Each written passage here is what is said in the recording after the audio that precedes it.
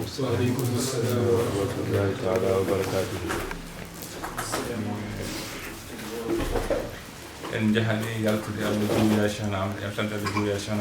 On est sorti pour se fatiguer et visiter Sayyida Cheikh Ahmed Tijan radiallahu ta'ala anhu. Et Allah subhanahu wa ta'ala nous a donné plus que nous espérons. Il y en a parmi nous qui l'ont ressenti dès maintenant. Et c'est demain qui rentreront. On demande à Allah subhanahu wa ta'ala qu'Allah nous protège, eux et nous. Et lui en personne, il ne rentre pas demain, Inch'Allah. Il doit passer par Casa, Inch'Allah. Passer à Rabat et aller à Casa. Il n'a pas choisi le jour de son retour en France. Il n'a pas précisé les jours.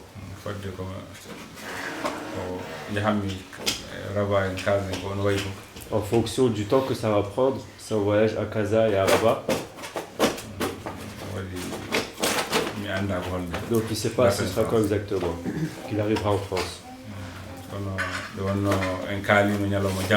Comme on a dit, la journée de demain,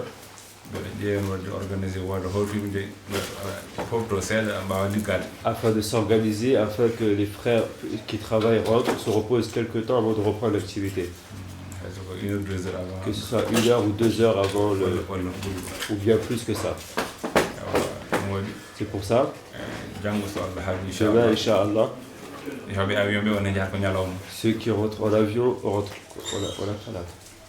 à demain, qui rentrent demain en avion là. Et d'autres rentrent dans la journée de demain. Et d'autres rentrent en voiture la nuit de demain. Inch'Allah. Et la journée, les frères se préparent. Et bien se préparent bien.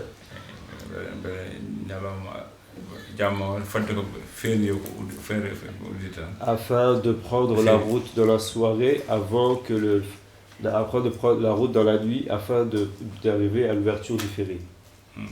Les départs des ferries pour traverser.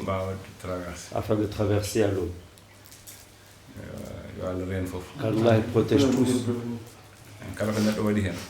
Tout ce que la personne a investi, c'est un investissement dans Allah et son prophète sallallahu alayhi wa sallam. Et si tu as investi, tu as mis ton argent. Ou bien tu as investi par tes efforts, toi-même physiquement. Toi, tout entier, ta santé. Tu as investi ta santé.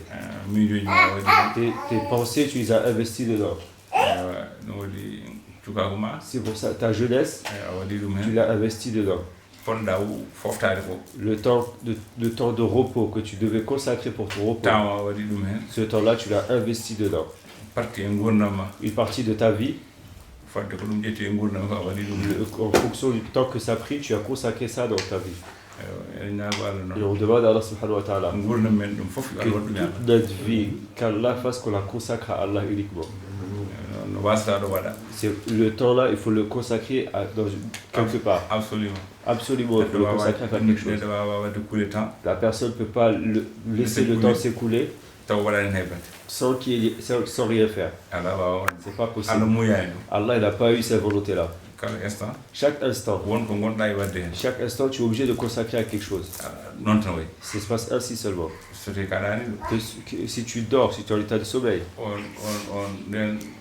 ce laps de temps-là, tu l'as consacré au sommeil. Si tu es en train de discuter, ce laps de temps-là, tu l'as consacré à la discussion. Si tu es en train d'observer la télé, mais le temps ne peut pas passer en toi. Un temps continu.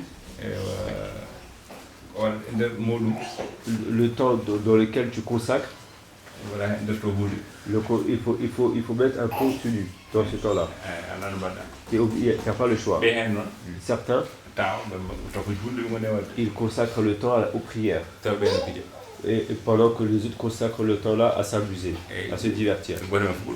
Chacun y a consacré son temps à sa manière. Les autres ont récité le Coran. Les autres se reposer. Le temps que nous avons consacré cette fin d'année-là. Pendant ce temps-là, beaucoup ont voyagé. Et d'autres qui ont plus de volonté, ont plus de volonté dans l'organisation de leur fête, que ce soit pour le réveillon, ou bien les 24 décembre, ou bien les Noël. Tout ça, tout ce temps-là, ils l'ont consacré dans ces activités-là. Et ce temps-là consacré, nous on l'a consacré pour quitter Paris, ou bien plus loin que Paris, et on l'a consacré pour notre trajet, notre voyage ici. C'est pour ça qu'on demande qu'Allah accepte. C'est un investissement qui est réussi. Il n'y a pas de perte dedans. Il n'y a pas une manière de perte. Il n'y a pas de risque de perte. Il n'y a pas de risque de perte. C'est un gain seulement. Ce qui a été obtenu, qu'Allah nous permet de le conserver, d'en profiter, et qu'Allah nous le conserve. Ceux qui sont ici, on vient, on les trouve ici, on les laisse ici et on part. Ce sont eux qui sont là pour conserver pour nous ces lieux-là. Si aucun d'entre nous était là pour conserver ça pour nous, on viendra peut-être, mais on ne sera pas accueillis dans les mêmes conditions. On ne sera pas accueillis dans les mêmes conditions. C'est Cheikh Ahmad a construit sa zawiya depuis longtemps. Et il l'a fait uniquement avec l'intention que les gens viennent sur un lieu de culte. Plus particulièrement pour que les gens viennent trouver une éducation spirituelle dans ce lieu-là. C'était ça l'objectif de la zawiya. C'est ça l'objectif de la zawiya. C'était ça l'objectif de la zawiya. Depuis qu'il est parti jusqu'aujourd'hui, successivement, il y en a qui sont continuellement dans la conservation de cette chose-là. Qu'Allah nous permette d'apporter et de les aider, ceux qui sont là pour nous. Qu'Allah nous donne tous les moyens pour nous. Et pour ceux qu'on trouve ici, afin de subvenir aussi, eux aussi à leurs besoins. Qu'Allah agrée tout. On dit au revoir à ceux qui doivent rentrer. Eux aussi, chacun d'entre eux, qui fassent des doigts, que ceux qui partent en paix, ils trouvent la paix là-bas, et qui sont accompagnés de la paix. Que ceux qui restent ici restent sous la paix, et jusqu'à ce qu'Allah permette leur rencontre. Qu'Allah permette leur rencontre. Qu'Allah permette encore la rencontre. Chacun d'entre nous, selon son intention, qu'il prenne son intention d'aider le prophète Mohammed qui formule, qui prend l'intention d'aider le prophète sallallahu alayhi wa sallam à propager la religion. Mais lui, sachant que lui, c'est Allah subhanahu wa ta'ala qui lui a promis. Le Coran dit,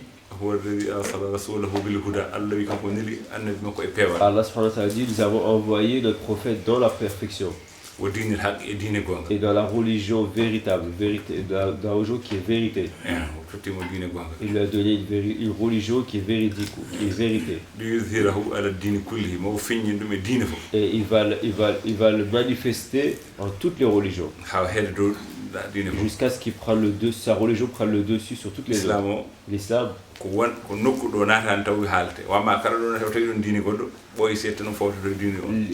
on parle de la victoire dont on parle là, c'est une victoire dans un pays ou dans un endroit où l'islam n'est pas encore entré.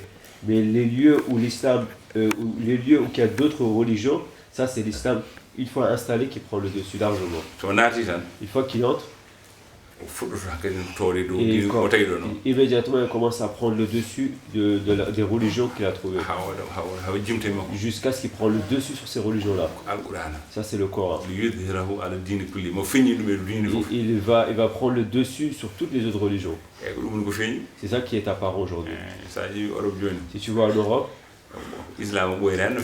ça fait pas longtemps que l'islam est entré en Europe. On le sait.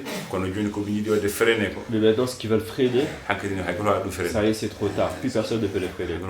Plus personne ne peut le freiner. L'islam, la religion, et les enfants de l'islam, l'enseignement de l'islam, et le comportement de l'islam, désormais, ça a pris le départ. Ça a pris de l'avance largement, ça va couvrir tout ce qui n'est pas ça. Tout ce qui est à l'encontre de ça, Inch'Allah Ta'ala. Qu'Allah nous compte parmi ceux qui vont faire ça.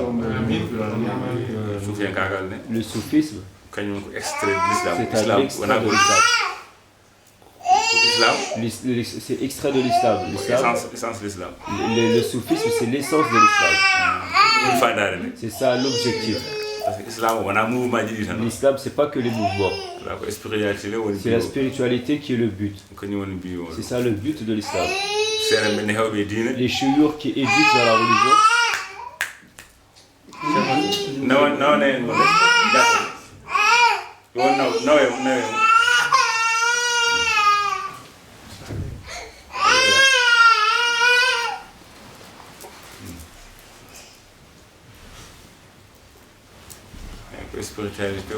C'est la spiritualité qui est l'objectif. C'est ça l'objectif de l'islam. Chaque chose, Allah subhanahu wa ta'ala dit qu'il a créé par couple. Chaque chose. Cette chose unique que tu vois, elle est composée en deux. La personne, c'est son corps et son esprit. Et l'islam, c'est ainsi. Il y a les choses apparentes et il y a l'esprit qui est à l'intérieur. C'est pour cette raison-là, aller prier à la mosquée. Ça, c'est le corps ou l'apparence de l'islam. Jeûner, c'est ainsi. Il y a beaucoup de choses. Ce n'est pas que les piliers de l'islam. Les 5 piliers, ce n'est pas que. Les piliers, ce sont des piliers seulement. Le bon comportement, c'est l'islam. Laisser ce qui ne le regarde pas. Abandonner ce qui ne le regarde pas. Ça fait partie de l'islam. L'islam, c'est large. Le prophète sallallahu alayhi wa sallam, les choses dont il a cité faisant partie de l'islam sont très nombreuses. Tout ça, après ça, l'esprit de l'islam. Avoir une relation entre la personne et Allah. Une relation intime entre la personne et Allah. Cet état-là, les compagnons l'ont eu quand ils étaient en compagnie du prophète Muhammad sallallahu alayhi wa sallam. Un jour, Sayyidina Omar ibn Khattab radiallahu ta'ala anhu, il a rencontré un frère qui s'appelle Handala. Tous les deux c'était des compagnons du prophète Muhammad sallallahu alayhi wa sallam. Il a dit Hanzala, est-ce que tu t'es réveillé en paix? Il a dit non, je ne suis pas réveillé en paix. Il dit qu'est-ce qui s'est passé? Il a dit je crains de compter parmi les hypocrites. Il a dit pour quelle raison tu penses ça? Parce qu'être un hypocrite, l'hypocrisie c'est celui qui a deux faces. De sa réalité, il montre à l'apparence, il montre une image aux gens, mais dans sa réalité, c'est une autre personne. C'est pour ça que je me dis, fondamentalement, je me pose la question, je m'interroge, est-ce que je peux pas partie de ces hypocrites-là? Il a dit, pour quelle raison tu as ces sentiments-là? Parce que je sais en moi, lorsque je suis dans la proximité du prophète Muhammad sallallahu alayhi wa sallam, je trouve un état et des cas. Je n'aime rien d'autre que l'adoration. Je me souviens de rien d'autre si ce n'est Allah. Mais une fois que j'arrive chez moi, un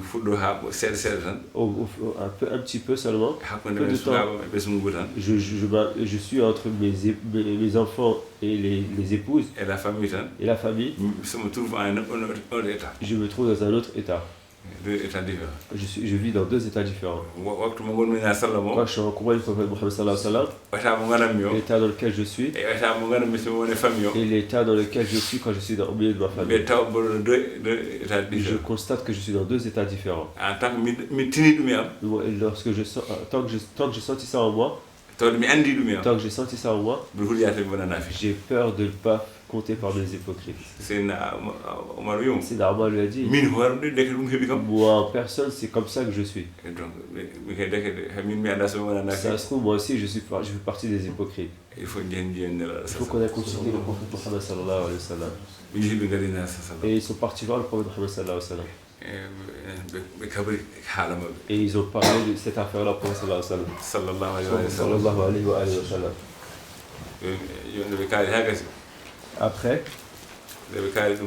Après ça, le professeur a dit vous n'êtes pas des hypocrites. Vous n'êtes pas des hypocrites. La personne, elle vit beaucoup d'étapes, elle avance seulement.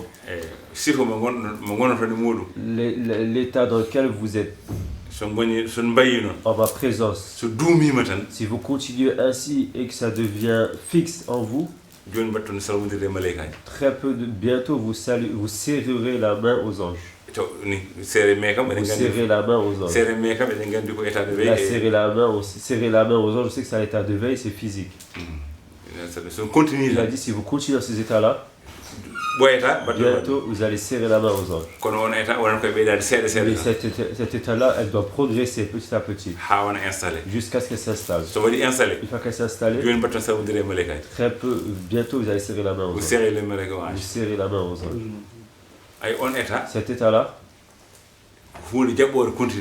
c'est un état qui accepte de vivre en continuité. S'il n'acceptait pas ça, le professeur n'aura jamais abordé ça.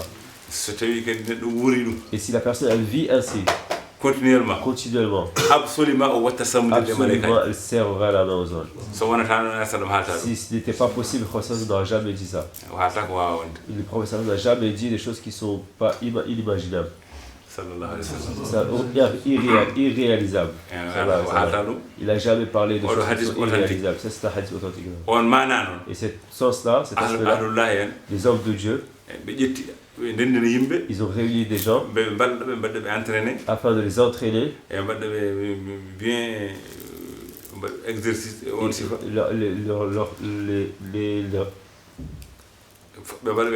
les former là. Les former dans cette les former ainsi afin que ces disciples-là vivent continuellement dans cet état-là. Jusqu'à ce qu'ils ont su ça, qu'ils ont donné un nom à cet état-là. Ça s'appelle muraqabat. L'observation. Elle observe constamment son Seigneur. Dans l'observation de son Seigneur. Après ça, ils ont donné une définition à cet état-là. Ils ont cet état. Puisqu'Allah subhanahu wa ta'ala, lui constamment, il observe son serviteur. Ça, c'est continu. C'est régulier. Ça, c'est quelque chose de continu. Allah subhanahu wa ta'ala, le fait de t'observer. Ça, c'est continuellement. Allah subhanahu wa ta'ala est ainsi. Mais toi, par moment, tu ressens, par moment, tu négliges ça. Cette observation. À partir du moment où ton cœur s'est souvenu de l'observation d'Allah sur toi, jusqu'à ce que c'est devenu un état continuel, que ça soit plus, il n'y a plus de séparation dans le cœur, de coupure dans le cœur, que la personne, plus rien ne la perturbe. Entre son cœur et l'observation et le sentiment de l'observation d'Allah sur elle. Nous ici, on sait qu'Allah nous observe. On est dans un état, on peut avoir beaucoup de force. Une fois qu'elle a de la force, le temps dans lequel tu sens une montée de force. Sachant tout ce qu'on peut obtenir en petite quantité, c'est qu'on peut l'obtenir en grande quantité. À partir du moment où on peut l'obtenir en petite quantité, c'est qu'on peut obtenir en grande quantité. Si toi tu te comportes ainsi, Il a parlé ça pour tout le monde, pas que pour les Sahaba. Cet état-là, qui continue ainsi, si ça devient continu, on parle plus de voir les anges, là on parle de serrer la main aux anges. Alhamdulillah, qu'Allah fasse ainsi pour nous. Qu'Allah fasse ainsi pour nous. Qu'Allah fasse ainsi pour nous. C'est les paroles du prophète Mohammed sallallahu alayhi wa sallam. C'est pour ça qu'on prononce ça au sérieux. Prenons ça au sérieux. Jusqu'à ce que nous voyons comment Allah fera avec nous. Allahumma salli ala sallallahu alayhi wa sallam. Fatiha salatul fatihi.